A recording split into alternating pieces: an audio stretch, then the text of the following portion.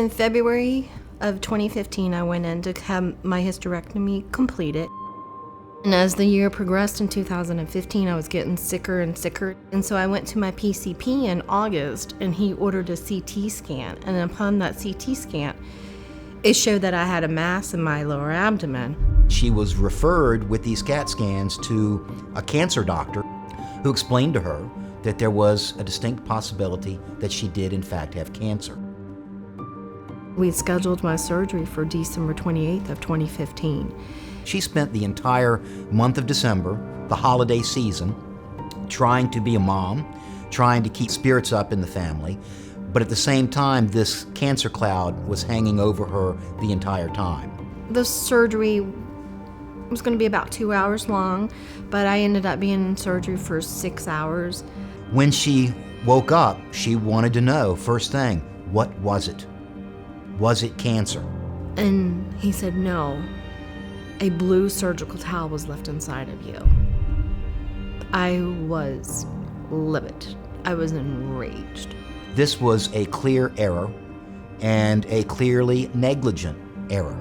Blue towels are not supposed to go inside of people's bodies, and you're not supposed to sew them up and send them home. The first time that I met with Rebecca, I had to meet with her in her home. She had recently had the surgery where the blue towel had been removed. She had an open wound in her abdomen. She was attached to a wound vac. She was homebound. We sat down around the kitchen table, and she told me about herself, and she told me about her story. Understand that medical malpractice cases are fundamentally different from other personal injury cases. You have been hit and hurt by someone whom you trusted. So one of my most important jobs is try to establish some level of trust. There was just this immediate bond I'd had with him. I just had to put my faith into them. Going through this process with Mick made me feel comfortable, so I didn't have to get bogged down with the little details behind the scenes. My focus was on healing. We had the opportunity to settle this case on many occasions. The settlements weren't what Rebecca deserved. Rebecca deserved her day in court.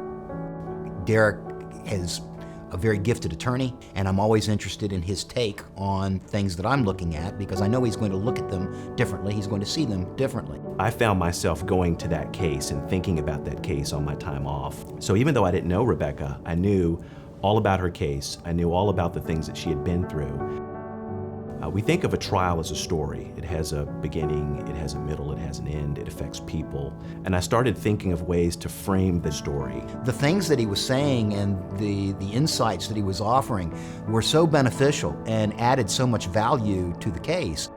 He makes you feel at home. He makes you feel comfortable. Derek, he was part of the family from the day I met him. If the healthcare provider was going to make an egregious error like this and make this nice woman and her family come to trial and tell their story, then we were going to put on as compelling a story as possible. Juries are members of the community. This incident took place in the community, and hearing them come back and having them get it right and send a message to the defendants, they made a mistake and they need to be accountable. This mistake had real consequences. It was such a relief. It's done. It's over with. We finally have won that battle. What Derek and I did for her was get her validation. And I could not be prouder of the fact that that's what we do at the Allen Law Firm. That is critical. It's the mission of the firm. And honestly, it feels wonderful.